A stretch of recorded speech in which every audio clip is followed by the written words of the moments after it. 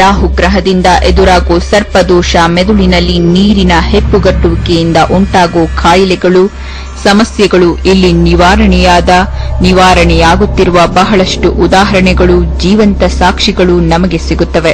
ಅಸಲಿಗೆ ನದಿಯಲ್ಲಿ ನಿಂತು ಎಲೆಯ ಜೊತೆ ಮೊಟ್ಟೆಯನ್ನು ಅಂಗೈಯಲ್ಲಿ ಹಿಡಿದು ಸೂರ್ಯನಿಗೆ ತೋರಿಸುವುದರಿಂದ ದೇಹದಲ್ಲಿ ಯಾವ ರೀತಿ ಬದಲಾವಣೆಯಾಗುತ್ತೆ ಎಂಬ ನಮ್ಮ ಪ್ರಶ್ನೆಗೆ ನಿವೃತ್ತ ಇಂಜಿನಿಯರ್ ಚೊಕ್ಕಲಿಂಗಂ ಅವರಿಂದ ಬಂದಂತಹ ಉತ್ತರ ಹೀಗಿತ್ತು. ಎಲೆಯ ಜೊತೆಯಲ್ಲಿ ಮೊಟ್ಟೆಯನ್ನು ಅಂಗೈಯಲ್ಲಿ ಹಿಡಿದು ಸೂರ್ಯನನ್ನು ನೋಡಿ ನಂತರ ಮೊಟ್ಟೆಯನ್ನು ನೋಡಿದರೆ ಪ್ರಕೃತಿಯಲ್ಲಿನ ವಿಶೇಷವಾದಂತಹ ಕಾಸ್ಮಿಕ್ ಕಿರಣಗಳು ಕೈ ಮೂಲಕ ದೇಹವನ್ನು ಸೇರುತ್ತವೆ.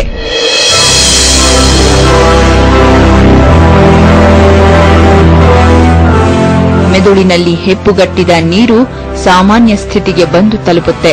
ದೈಹಿಕ ಸಮಸ್ಯೆಗಳು, ಕಾಯಿಲೆಗಳು ನಿವಾರಣೆಯಾಗುತ್ತವೆ. ಜೊತೆಗೆ ರಾಹು ಗ್ರಹದಿಂದ ಎದುರಾಗೋ ಸರ್ಪದೋಷ, ಕಾಳಸರ್ಪದೋಷ ನಿವಾರಣೆಯಾಗುತ್ತೆ.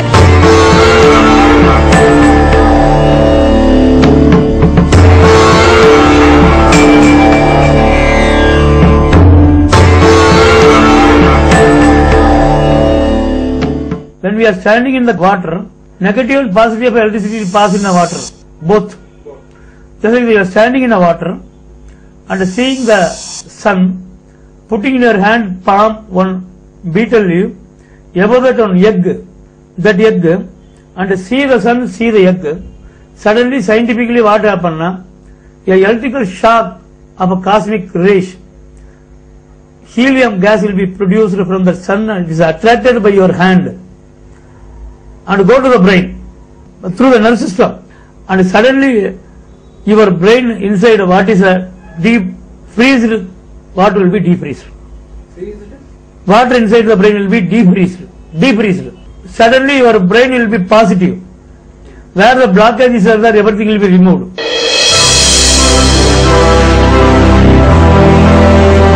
ರಾಹು ಗ್ರಹದಿಂದ ಉಂಟಾಗುವ ಸಮಸ್ಯೆಗಳು ಇಲ್ಲಿ ನಿವಾರಣೆಯಾಗುತ್ತವೆ. ಸರ್ಪದೋಷ ನಿವಾರಣೆಯಾಗುತ್ತೆ. ಇಂತಹ ಮಾತುಗಳು ಕೇವಲ ಮಾತುಗಳಲ್ಲ, ಬದಲಿಗೆ ಹಾಗೆ ಆದಂತಹ, ಹಾಗೆ ಆಗುತ್ತಿರುವಂತಹ ಸಹಸ್ರಾರು ಉದಾಹರಣೆಗಳು, ಜೀವಂತ ಸಾಕ್ಷಿಗಳು ನಮಗೆ ಇಲ್ಲಿ ಸಿಗುತ್ತವೆ. ಬೆಂಗಳೂರಿನ ವಾಸಿಗಳಾದ ಪ್ರೊಫೆಸರ್ ಕೆಜಿ ಲೋಕೇಶ್ ಹಾಗೂ ಇವರ ಪತ್ನಿ ಎಂದಿಗೂ ಜ್ಯೋತಿಷ್ಯವನ್ನು, ಶಾಸ್ತ್ರಗಳನ್ನು ನಂಬಿದವರಲ್ಲ. ನಾನು ಇದಕ್ಕೆಲ್ಲ ವಿರೋಧಿನಿ. ಈ ಶಾಸ್ತ್ರ ಇವೆಲ್ಲ ಏನಿದೆ ಇದಕ್ಕೆಲ್ಲ ವಿರೋಧಿಯ ಒಂದು ಹೋರಾಟ ಮಾಡ್ಕೊಂಡ್ಬಂದ ಅಂತ ಇರಲಿಲ್ಲ, ನನಗಿರಲಿಲ್ಲ. ಆದರೆ ಅಂತಹವುಗಳನ್ನು ನಂಬುವಂತಹ ಸ್ಥಿತಿ ಇವರ ಜೀವನದಲ್ಲಿ ಎದುರಾಗಿ ಬಿಟ್ಟಿತು. ಅದು ಹೇಗೆ, ಯಾವಾಗ ಎಂಬ ನಮ್ಮ ಪ್ರಶ್ನೆಗಳಿಗೆ ಇವರಿಂದ ಬಂದಂತಹ ಉತ್ತರ ಮಗನನ್ನು ಕಾಡಿದ ಸರ್ಪದೋಷ. ಉನ್ನತ ವಿದ್ಯಾಭ್ಯಾಸವನ್ನು ಅಮೆರಿಕಾದಲ್ಲಿ ಮಾಡಬೇಕೆಂಬ ಇಚ್ಛೆ ಬಿಇ ಮುಗಿಸಿದ ಇವರ ಮಗ ಹಾಗೂ ಮಡದಿಯದ್ದಾಗಿತ್ತು. ಆದರೆ ಸ್ವಂತ ಖರ್ಚಿನಲ್ಲಿ ಮಗನನ್ನು ಅಮೆರಿಕಾಗೆ ಕಳುಹಿಸಿ ಓದಿಸುವಷ್ಟು ಸಾಮರ್ಥ್ಯ ಇವರ ಬಳಿ ಇರಲಿಲ್ಲ. ಅದಕ್ಕಾಗಿ ನಡೆಸಿದ ಎಲ್ಲ ಪ್ರಯತ್ನಗಳು ವಿಫಲವಾದವು. ನಂತರ ಕೆಲಸಕ್ಕಾಗಿ ನಡೆಸಿದ ಪ್ರಯತ್ನ ವಿಫಲವಾಯಿತು. ಆಸೆಗಳು ಈಡೇರದೆ ಮಾನಸಿಕವಾಗಿ ಕಷ್ಟವನ್ನು ಅನುಭವಿಸುವಂತಾಯಿತು. ಅಂತಹ ಸಮಯದಲ್ಲಿ ಇವರ ಮಡದಿ ಅನೇಕ ಜ್ಯೋತಿಷಿಗಳನ್ನು ಭೇಟಿ ಮಾಡಿದರು. ಜ್ಯೋತಿಷಿಗಳಿಂದ ಸರ್ಪದೋಷ ಕಾಡುತ್ತಿದೆ ಎಂಬ ಮಾತುಗಳು ಕೇಳಿಬಂದವು. ಇವರ ಯಾವ ಪ್ರಯತ್ನಕ್ಕೂ ಸಮಸ್ಯೆಗಳು ಬಗೆಹರಿಯಲಿಲ್ಲ. ಕೊನೆಗೆ ನಿವೃತ್ತ ಇಂಜಿನಿಯರ್ ಚೊಕ್ಕಲಿಂಗಮ್ಮನವರ ಮಾರ್ಗದರ್ಶನದಂತೆ ಇವರು ಬಂದದ್ದು ವಿಚಿತ್ರ ಖಾನೆಯ ಬಳಿಗೆ.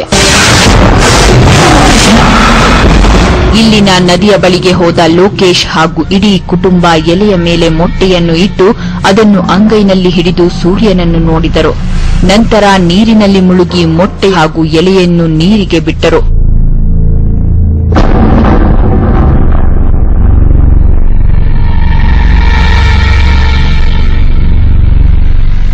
ಹಾಗೆ ಇಲ್ಲಿ ಎಲೆಯ ಜೊತೆಯಲ್ಲಿ ಮೊಟ್ಟೆಯನ್ನು ನೀರಿಗೆ ಬಿಟ್ಟು ಹೋದ 3 ತಿಂಗಳಲ್ಲಿ ಒಂದು ವಿಚಿತ್ರ ನಡೆಯಿತು.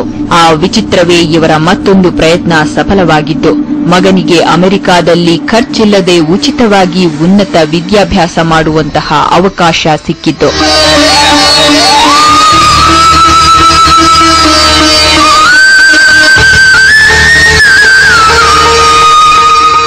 ಸರ್ಪದೋಷ ನಿವಾರಣೆಗೆ ಅಂತ ನಾನು ಮಗನ ಕರ್ಕೊಂಡು ಹೋಗಿದ್ದಾಯ್ತು.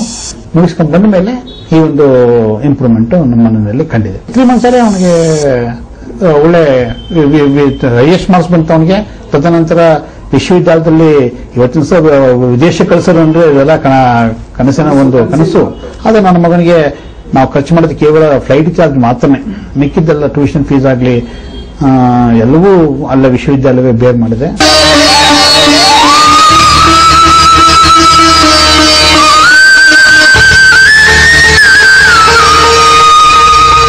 ಇವರ ಹೆಸರು ತುಳಸಿದಾಸ್ ಅಂತ. ಮದುವೆಯಾಗಿ 10 ವರ್ಷಗಳು ಕಳೆದರೂ ಸಹ ಇವರಿಗೆ ಮಕ್ಕಳಾಗಲಿಲ್ಲ. ಆಸ್ಪತ್ರೆಗಳನ್ನು ಸುತ್ತಿದರು, ಲಕ್ಷಾಂತರ ರೂಪಾಯಿಗಳನ್ನು ಖರ್ಚು ಮಾಡಿದರು. ನಾನಾ ರೀತಿಯ ಯಂತ್ರತಂತ್ರಗಳಿಗೆ ಮೊರೆ ಹೋದರೂ ಸಹ ಮಕ್ಕಳಾಗಲಿಲ್ಲ. ಸಮಸ್ಯೆಗೆ ಕಾರಣವಾಗಿದ್ದ ಸರ್ಪದೋಷ ನಿವಾರಣೆಯಾಗಲಿಲ್ಲ. ಅಂತಹ ಸಮಯದಲ್ಲಿ ಇವರು ಹೋಗಿದ್ದು ವಿಚಿತ್ರ ಖಾನೆಯ ಬಳಿಗೆ. ಇಲ್ಲಿಗೆ ಬಂದ ದಾಸ್ ಕುಟುಂಬ ನದಿಗೆ ತೆರಳಿ ಎಲೆ ಹಾಗೂ ಮೊಟ್ಟೆಯನ್ನು ಕೈಯಲ್ಲಿ ಹಿಡಿದು ಸೂರ್ಯನನ್ನು ನೋಡಿ ನದಿಯಲ್ಲಿ ಮುಳುಗಿ ಎಲೆ ಹಾಗೂ ಮೊಟ್ಟೆಯನ್ನು ನೀರಿನಲ್ಲಿ ಬಿಟ್ಟರು. ಹಾಗೆ ಇಲ್ಲಿ ನೀರಿನಲ್ಲಿ ಎಲೆ ಹಾಗೂ ಮೊಟ್ಟೆಯನ್ನು ಬಿಟ್ಟು ಹೋದ ಒಂದೇ ವರ್ಷದಲ್ಲಿ ಇವರು ಒಂದು ಮಗುವಿನ ತಂದೆಯಾದರು.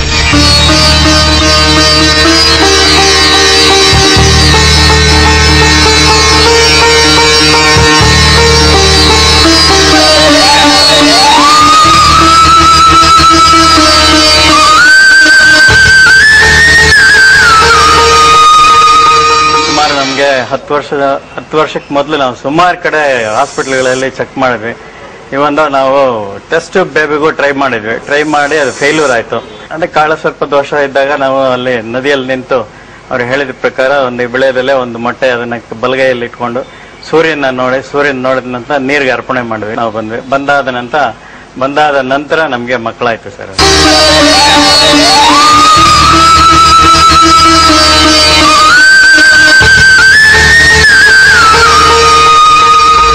ಈ ಸ್ಥಳಕ್ಕೆ ಬಂದು ಎಲೆ ಹಾಗೂ ಮೊಟ್ಟೆಯನ್ನು ಸೂರ್ಯನಿಗೆ ತೋರಿಸಿ ನೀರಿನಲ್ಲಿ ಬಿಟ್ಟು ಹೋದ ನಂತರ ಸರ್ಪದೋಷದಿಂದ ಮುಕ್ತಿ ಹೊಂದಿದ ಬೆಂಗಳೂರಿನ ಎಂಬಿ ಗೋವಿಂದೇಗೌಡರ ಜೀವನದಲ್ಲಿ ಒಂದು ದೊಡ್ಡ ಬದಲಾವಣೆಯಾಗಿ ಬಿಟ್ಟಿತು. ಆ ಬದಲಾವಣೆಯೇ ಯಾವುದೇ ಪಕ್ಷದಿಂದ ಸೀಟ್ ದೊರೆಯದಿದ್ದರೂ ಸಹ ಧೃತಿಗೆಡದೆ ಸ್ವತಂತ್ರ ಅಭ್ಯರ್ಥಿಯಾಗಿ ನಿಂತು ಬಿಬಿಎಂಪಿ ಚುನಾವಣೆಯಲ್ಲಿ ಜಯಶೀಲರಾಗಿತ್ತು.